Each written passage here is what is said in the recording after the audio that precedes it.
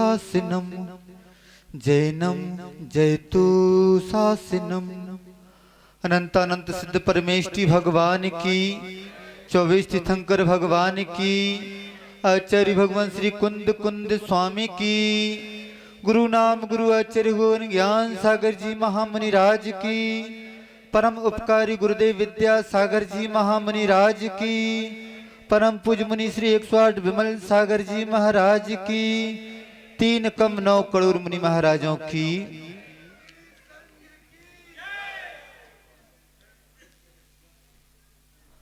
आज का दिन शरद पूर्णिमा का दिन।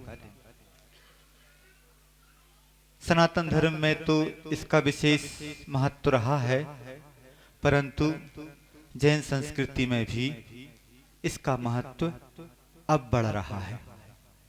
शरद पूर्णिमा कहते हैं कि आज चंद्रमा पृथ्वी पर सबसे नजदीक होता है और आज का चंद्रमा अमृत बरसाने वाला होता है। अमृत बरसाए या ना बरसाए, परंतु आज के दिन जो जिसका जन्म हो गया उसने अमृत जरूर बरसा दिया।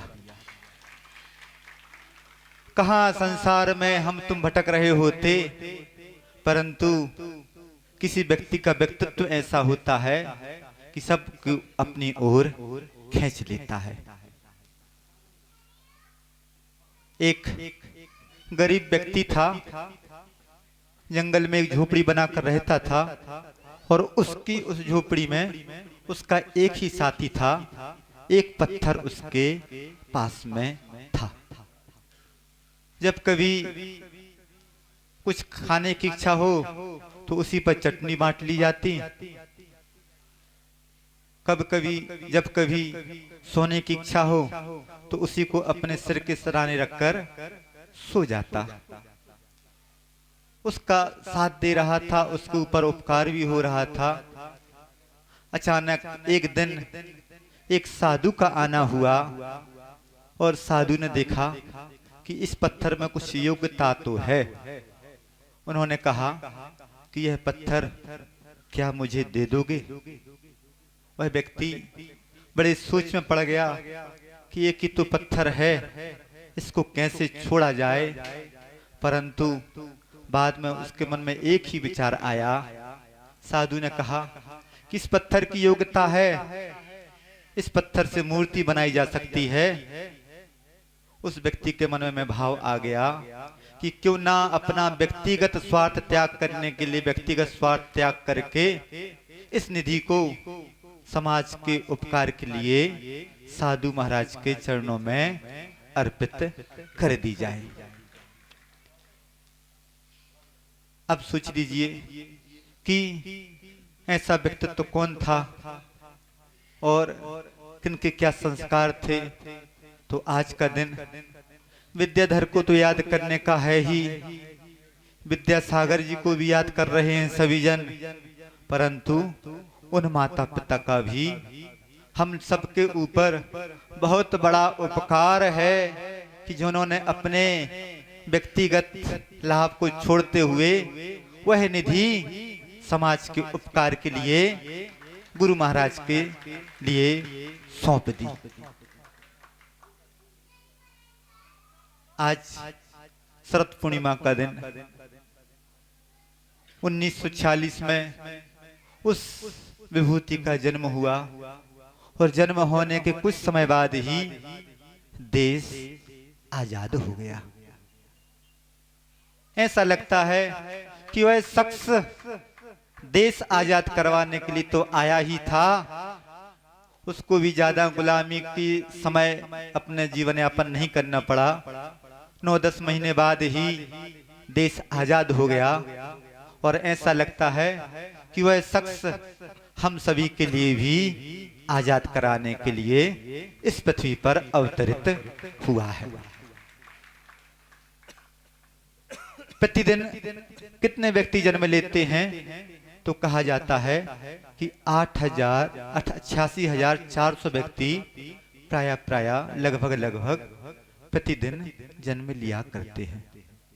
परंतु ऐसे कितने व्यक्ति होते हैं जिनके लिए आप और हम याद करते हैं। जन्म लेना जीवन क्या है, किसी ने कहा तो कहा कि जन्म के द्वार से जन्म लेना और मृत्यु के द्वार में समाप्त हो जाना। जन्म और मृत्यु की यात्रा हमारी चल रही है, परंतु उस जन्म और मृत्यु की यात्रा को समाप्त करने वाले पंचम काल में तीर्थंकर शरीर के कोई बिरले ही जीव हुआ करते हैं, जिनके पादमूल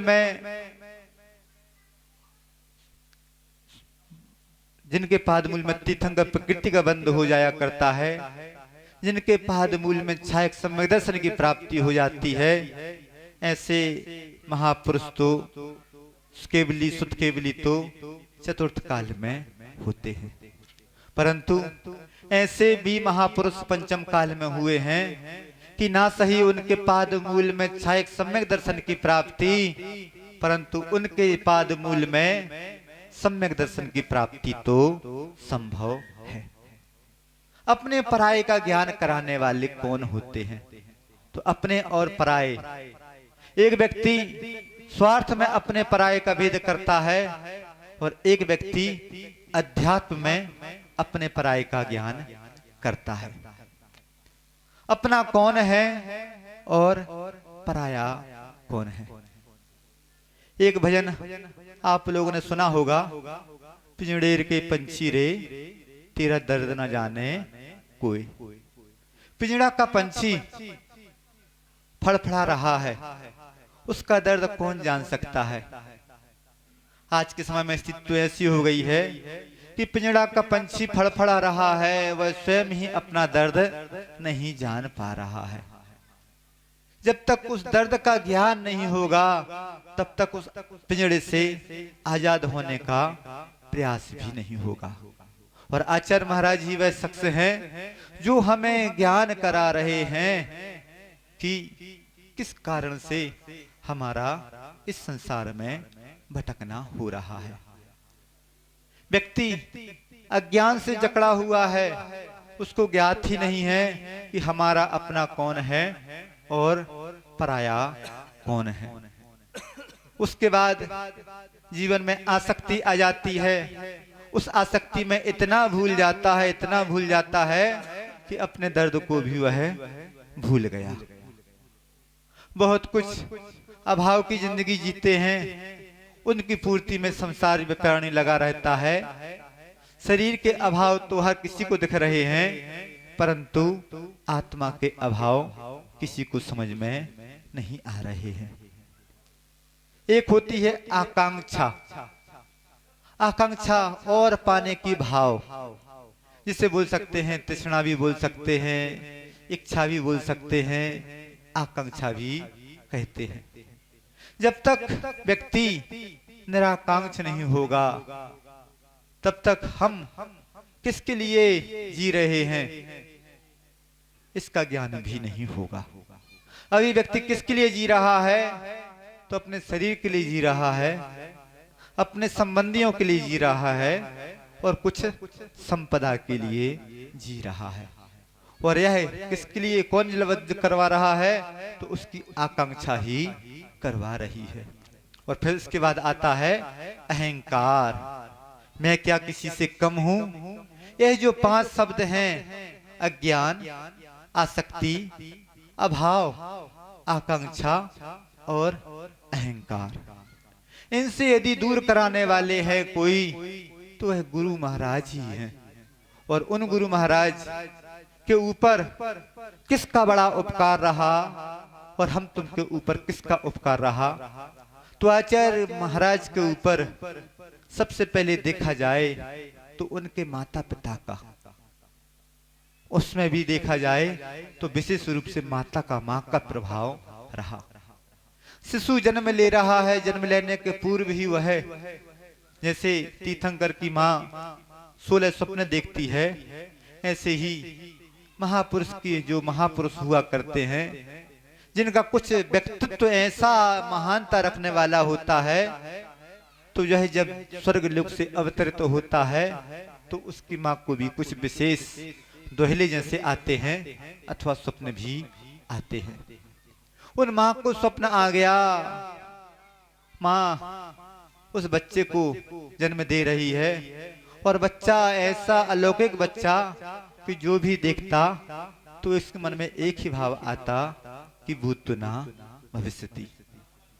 उस बच्चे का जीवन का विकास होता है। 9-10 साल की उम्र में ही आचार्य शांति सागर महाराज के दर्शन करने पर उनको वैराग्य हो जाता है। फिर उनके बाद नेमी सागर महाराज जी भी हुए, कोई उनके क्षण सानिध्य में उनका आना हुआ। देशभूषण महाराज जी के क्षण सानिध्य में भी आना हुआ और उनको जीवन को बदलने वाले हो गए।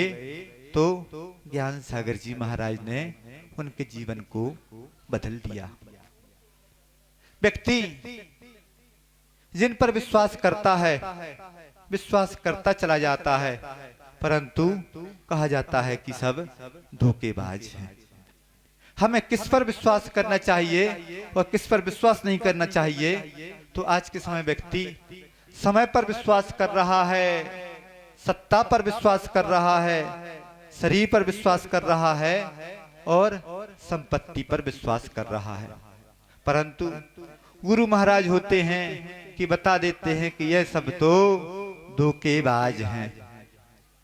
कल एक नेता का आना हुआ, उनको देखने से ऐसा लगा कि जब उनके पास सत्ता थी उनका अलग रुतबा था। आज नेताजी का आना हुआ, उनका भी अलग रुतबा है। अब सोच लीजिए कि कल जो नेता आए थे और आज जो नेता आए हैं, कितना परिवर्तन आ गया हाथ में सत्ता न होने के कारण। सत्ता किसी एक की नहीं होती, वह तो बदलती रहती है। तो आदमी सत्ता पर विश्वास कर रहा है, समय पर विश्वास कर रहा है। क्या समय सभी का एक सा होता है? तो नहीं, समय भी सबका एक सा नहीं होता। वह पत्थर जो जिस काम में आ रहा था, उस पत्थर का समय बदला, मूर्ति का रूप ले लिया। यहाँ पर जितने व्यक्ति बैठे हैं, समय बदले तो यहाँ पर भी ऊपर आ सकते हैं। बात है समय बदलने की। आदमी किसको अपना समय मानता है?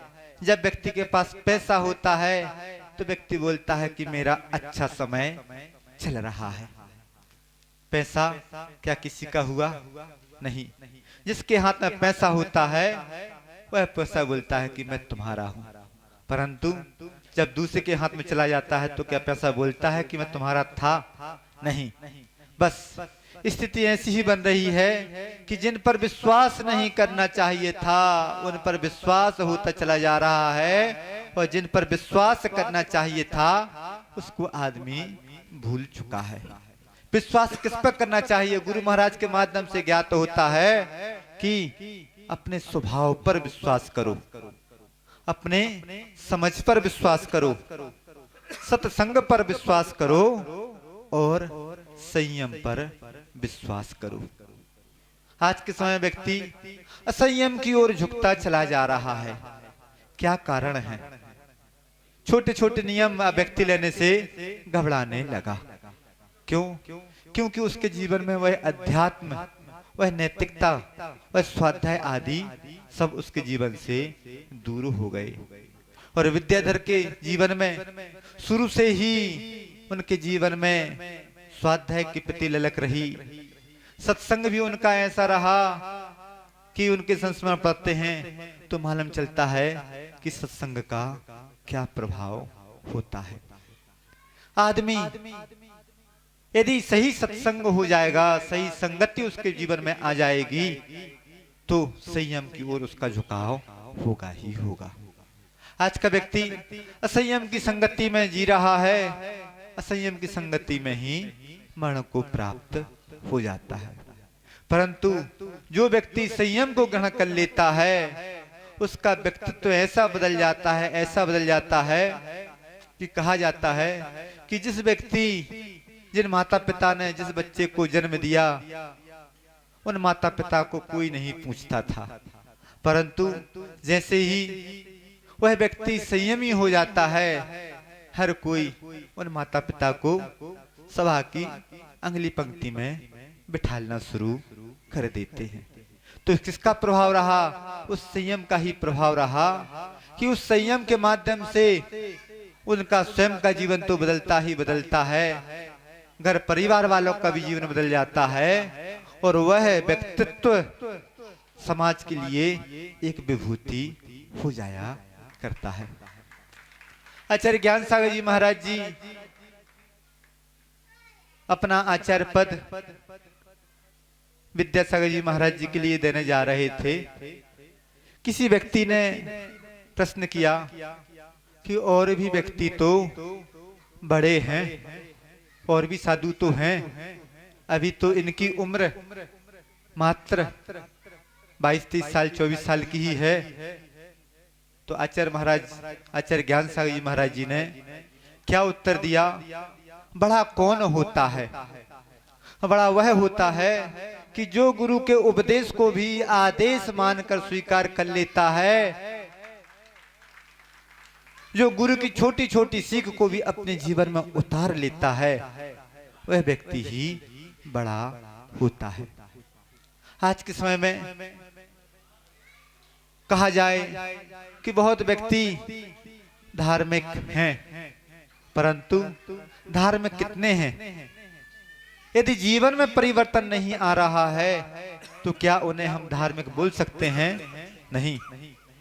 पूजन पाठ अभिषेक आदि करने से धर्म की क्रियाएं तो कर रहा है, परंतु वह व्यक्ति धर्म का जीवन नहीं जी पा रहा है।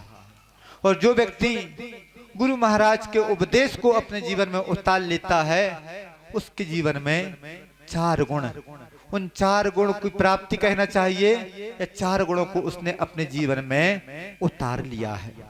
कौन कौन से हैं?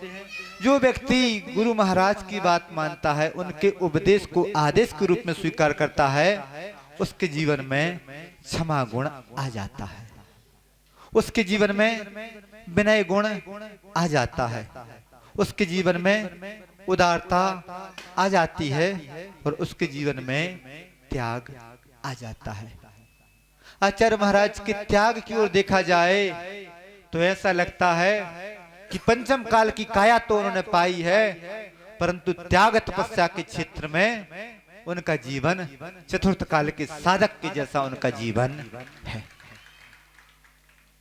आचार्य ज्ञान सागर जी महाराज विद्याधर के लिए मुनि दीक्षा दे रहे थे।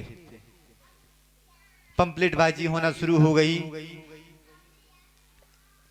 शहर के श्रेष्ठी वर्ग एक समूह बनाकर उनके पास पहुंच गए, आचार्य ज्ञान सागर जी महाराज के पास, और बोलते हैं कि महाराज आप देख तो लें कि किसको दीक्षा दे रहे हैं, और वह भी सुनने में आया है किसी मुनि दीक्षा दी जा रही है, क्यों ना आप उनको क्षुल्लक दीक्षा दे दें। अभी उनकी उम्र ही क्या है। तो उस समय ज्ञान सागर जी महाराज ने जो जवाब दिया वह जवाब सुनने लायक है। आचार्य ज्ञान सागर जी महाराज बोलते हैं कि यदि आप लोग बोल रहे हैं कि उम्र, आप लोग बोल रहे हैं अभी उनकी उम्र कम है, तो भैया आप लोगों की तो उम्र हो गई है, क्या आप में से कोई तैयार है कि दीक्षा ले सके? फिर आचार्य ज्ञान सागर जी महाराज बोलते हैं, ज्ञान सागर जी महाराज जी, कि जो गलती मैंने की है वह गलती मैं अपने शिष्य के जीवन में नहीं होने दूंगा। मैंने देख लिया है कि बुजुर्गों में तो विकार आ सकता है, परंतु विद्याधर में किसी प्रकार का विकार नहीं आ सकता। अब सोच लीजिए कि आचार्य महाराज आज के समय में देखा जाए तो संयम के क्षेत्र में देखा जाए, चारित्र के क्षेत्र में देखा जाए, त्याग तपस्या के क्षेत्र में देखा जाए, प्रभावना के क्षेत्र में देखा जाए, तो किसी प्रकार का, जिनके जीवन में किसी प्रकार का कोई विवाद ना रहा, ऐसी विभूति का नाम है आचार्य विद्यासागर जी महाराज। बहुत से साधु हुए हैं, उनके ऊपर उंगली उठा ली गई, परंतु आचार्य महाराज, आचार्य ज्ञान सागर जी महाराज का एक सूत्र जो उन्होंने अपने जीवन में भी उतारा और हम लोगों को भी दे दिया कि हिरी और श्री से दूर रहना, स्त्री और श्री से दूर रहना। बस जिसके जीवन में यह सूत्र आ गया कि स्त्री से दूर रहना और लक्ष्मी से दूर रहना, बस उसके जीवन में उसका व्यक्तित्व ऐसा ही विकास को आगे बढ़ाता हुआ हो जाएगा कि 75 साल आचार्य महाराज को पूरे हो गए, 50 साल आचार्य पद को होने वाले हैं और 54 साल उनको दीक्षा लिए हो गए, परंतु किसी व्यक्ति ने उनके ऊपर इस क्षेत्र में तो किसी प्रकार की उंगली नहीं उठा पाए।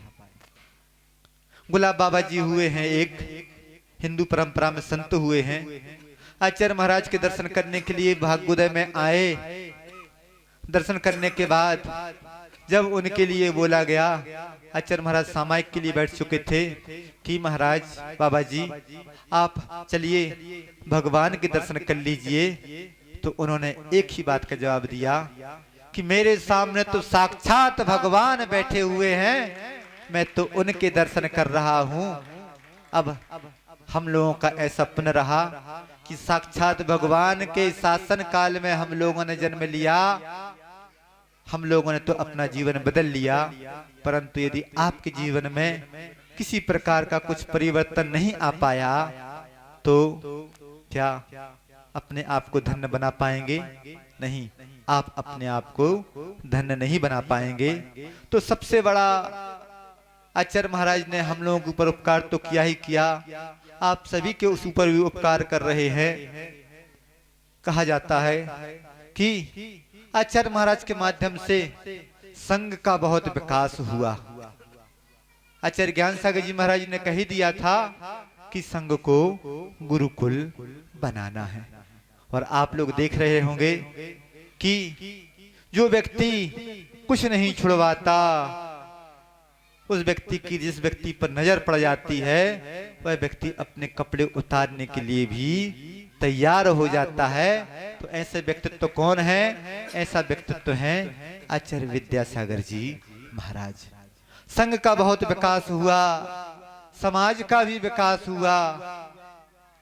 बुंदेलखंड में आने के पहले इसी जैन समाज की क्या स्थिति थी और आज क्या स्थिति है? पुण्य से सब कुछ बढ़ रहा है, परंतु पुण्य किसके माध्यम से बढ़ रहा है?